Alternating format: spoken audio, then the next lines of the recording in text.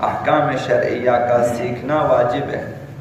سیکھنا اس لیے واجب ہے تاکہ ہم اس پر درست عمل کر سکیں۔ جب تک اعمال درست نہیں ہوتے اس وقت تک قبولیت کا سوال ہی پیدا نہیں ہوتا، اور ہم موظف ہیں، ذمہ دار ہیں کہ ہم درست اعمال انجام دیں اور درستگی کے بعد قبولیت کے لیے کوشش کریں۔ درستگی قدم اول ہے قبولیت کے لیے اور شرط اول ہے۔ تو لہذا یہاں ہمارا معاشرہ ایسا ہے کہ یہاں احکام آخری چیز ہوتی ہے کہ انسان کے پاس کوئی فرصت نہ ہو، کبھی انسان کا دل چاہے کسی سے ایک مسئلہ یا دو مسئلے پوچھیں گے ورنہ نہیں، یا کہیں وہ پھنسیں گے تب جا کر،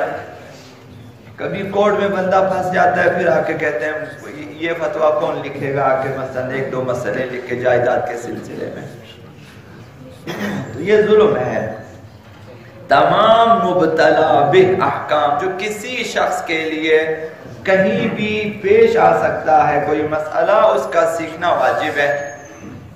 اگر ہم اس واجب پہ توجہ نہ دیں تو ہم نے فعل حرام انجام دیا ہے اور ہم نے ترک واجب کیا ہے۔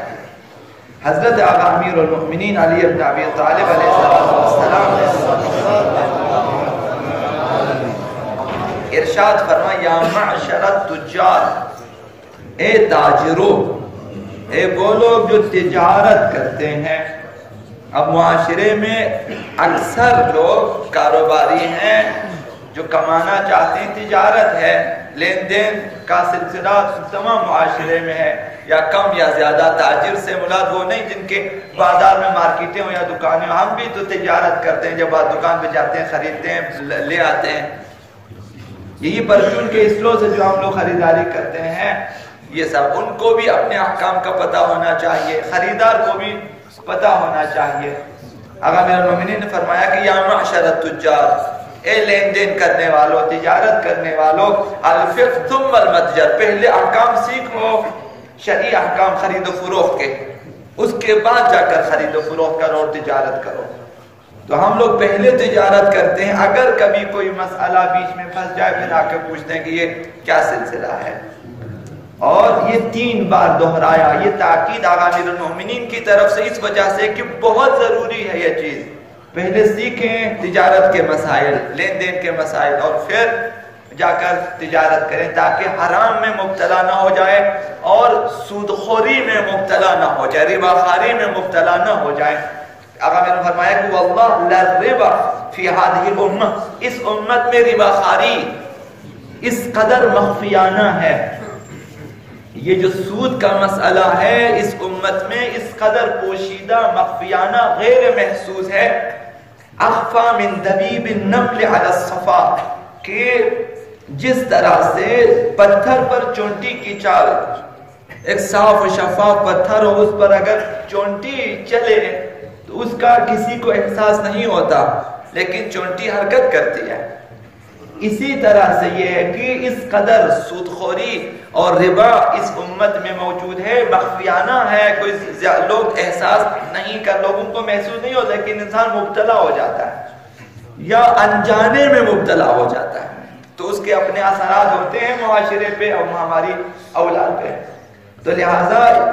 ضروری ہے کہ ہم اپنے مبتلا بہ احکام کو سیکھیں۔ شرائط قبولیت عبادات میں سب سے پہلی شرط صحت عبادات ہے کہ عبادت پہلے صحیح ہوں، پھر خداوند سے آپ دعا کریں کہ ہمارے اس اعمال کو قبول فرمائیں۔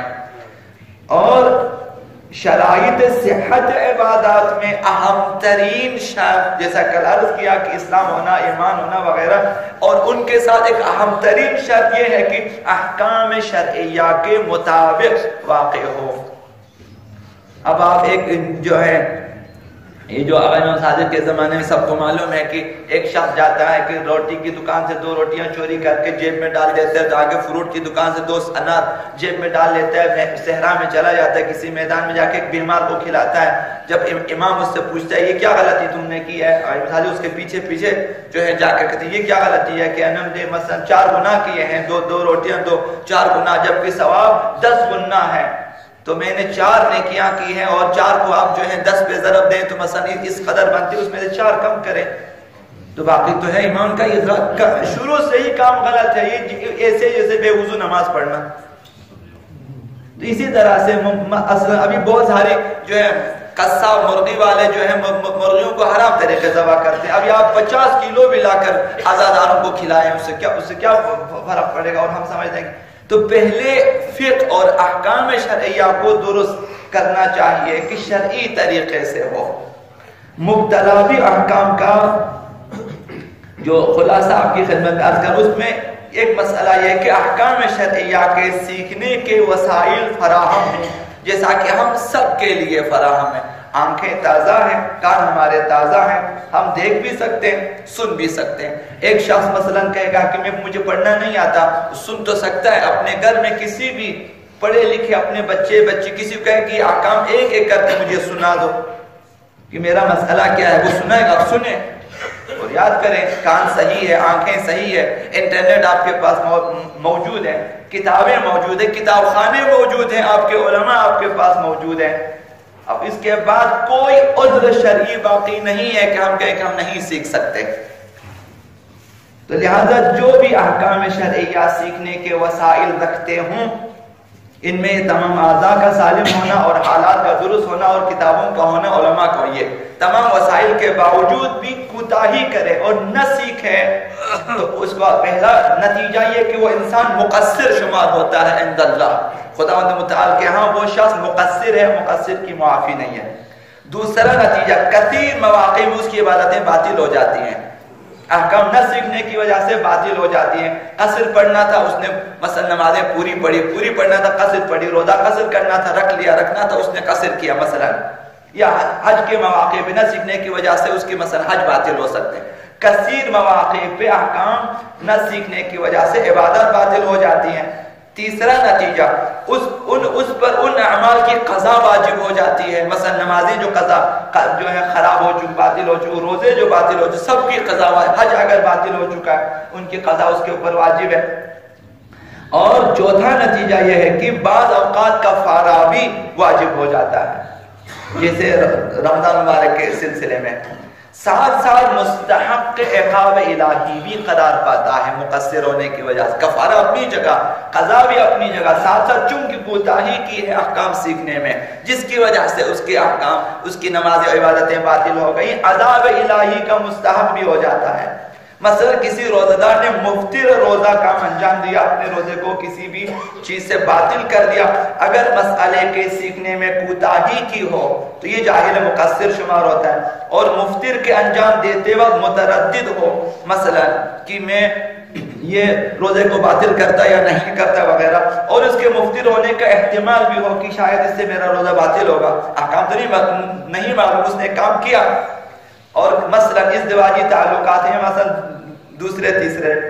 اور تو پھر احتیاط لازم یہ ہے، اگر روزہ افطار کرتے و روزہ توڑتے وقت مثلا یا ایک ایسا کام جو مفطر روزے اسے پتہ نہیں تھا، صرف مردد تھا مثلا اس سے روزہ باطل ہوگا یا نہیں ہوگا، اور احتمال تھا کہ شاید اس سے روزہ باطل ہو جائے، پھر بھی اس نے کھا لیا، چونکہ احکام شرعیہ نہیں سیکھا، احتیاط بنا پر اس پر قضا اور کفارہ دونوں واجب ہے۔ اب یہ بعض لوگوں کو آخری عمر میں آ کے پتہ چلتا اس دن میرا روزہ اس طرح سے خراب ہو چکا تھا، معلوم ہے، یعنی معلوم ہے کہ مطلب ہے کہ اتنی باتیں ابھی میرے جیسے حقیر تک بھی پہنچ جاتی ہیں کہ اگر آپ تک پہنچے آپ شاید دونوں ہاتھوں سے کانوں کو اس طرح پکڑیں۔ جب ہم نے کہا کہ ایک جگہ طلاق باطل ہے، اس نے کہا وہ تو ٹھیک ہے لیکن ابھی جو شادی ہو چکی اس کا کیا کریں؟ یعنی باطل طلاق کے بعد کورٹ سے طلاق لے کر شادی بھی کی ہے، ابھی آئے ہیں مسئلہ پوچھنے کے لیے، اب کئی سالوں سے وہ ازدواجی تعلقات بھی قائم کر رہے ہیں، مسئلہ نہ سیکھنے کی وجہ سے کس قدر گناہ ہے۔ تو یہ ہے کہ اس پر قضا اور کفارہ دونوں واجب ہے، لہذا کوشش کریں انشاءاللہ سب ایک توضیح المسائل خریدیں اور اس میں سیکھیں، خود پڑھیں، اگر خود کو پڑھنا نہیں آتا کسی کو بولیں کہ مجھے پڑھائیں، یا پھر توضیح المسائل بغل میں دبائیں، جائیں کسی کے پاس اور جا کے بولیں مجھے سکھائیں، یہ واجب ہے، واجب ترین چیز ہے، اس میں کسی کے لیے کسی قسم کی کوئی گنجائش نہیں ہے۔ جس کی عقل صحیح ہے، جس کے اعضاء درست ہیں، جس کی آنکھیں کان درست ہیں، ان کے لیے چیزیں واجب ہے۔